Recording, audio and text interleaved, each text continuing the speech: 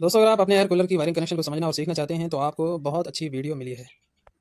दोस्तों, ये हमारा फ़ैन मोटर है, ये पंप है और ये स्विंग मोटर है और ये हमारे 3 स्विच हैं। तो फटाफट से हम क्या करेंगे, सबसे पहले फ़ैन मोटर के 4 वायर को लेंगे और कोई भी एक स्विच लेंगे और ये जो आप देख पा रहे हैं, ये स्विच के जिस टर्मिनल में एल लिखा हुआ है उसको छोड़ के बाकी 3 टर्मिनल में हम इन 4 वायर में से ब्लू वाले वायर को छोड़ के इन 3 वायर को जॉइंट कर देंगे। तो चलिए मैं कर देता हूँ।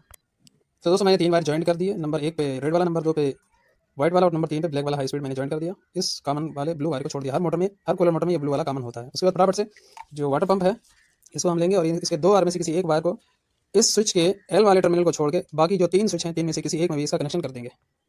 तो ये मैंने वाटर पंप के 2 वायर में से एक वायर का कनेक्शन कर दिया एल वाले टर्मिनल को छोड़ के। उसके बाद जो हमारा ये स्विंग मोटर है, इसके 2 वायर में से किसी एक वायर को इस वाले स्विच के एल वाले टर्मिनल को छोड़ के किसी भी एक टर्मिनल में इस वायर का कनेक्शन कर देंगे। तो मैंने तीनों स्विच में कनेक्शन दे दिया, तीनों चीज़ों का।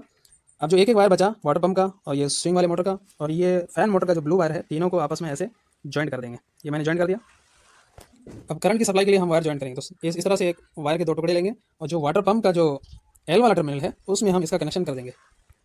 तो एल वाले टर्मिनल में मैंने इसका कनेक्शन कर दिया। अब ये जो तो दोस्तों, ये जो 2 वायर हैं, एक को हमें क्या करना है, फैन मोटर के का जो स्विच है उसका जो एल वाला टर्मिनल है उसमें हमने कनेक्शन कर दिया और जो दूसरा वाला वायर है उसको हमने स्विंग मोटर के एल वाले टर्मिनल में इसका इस तरह से कनेक्शन कर देंगे। तो ये मैंने कर दिया। तो दोस्तों, हमने तीनों स्विच में, हर स्विच के एल वाले टर्मिनल में हमने सब करंट्स की सप्लाई के लिए एक एक वायर का टुकड़ा जोड़ दिया। अब हम मेन करंट की सप्लाई का वायर है उसको अब हम इसमें कनेक्शन करेंगे। कैसे? और दोस्तों, ये जो हमारा लीड वायर है, लीड वायर के 2 वायर में से किसी भी एक वायर को इन तीनों स्विच के में से किसी भी एक स्विच के एल वाले टर्मिनल में हम इस वायर को ज्वाइन कर देंगे। चलिए मैं ज्वाइन कर देता हूँ। ये मैंने ज्वाइन कर दिया मेन लीड का एक वायर इसके एल वाले टर्मिनल में। अब जो दूसरा वायर है हमारे करंट की सप्लाई का, जो दूसरा वायर, उसको हम, ये जो 3 वायर एक जगह जमा है, फैन मोटर का, वाटर पंप का और स्विंग मोटर का, इन 3 के साथ हम इस चौथे को भी ज्वाइन कर देंगे और इस पर टेप मार देंगे। ठीक है।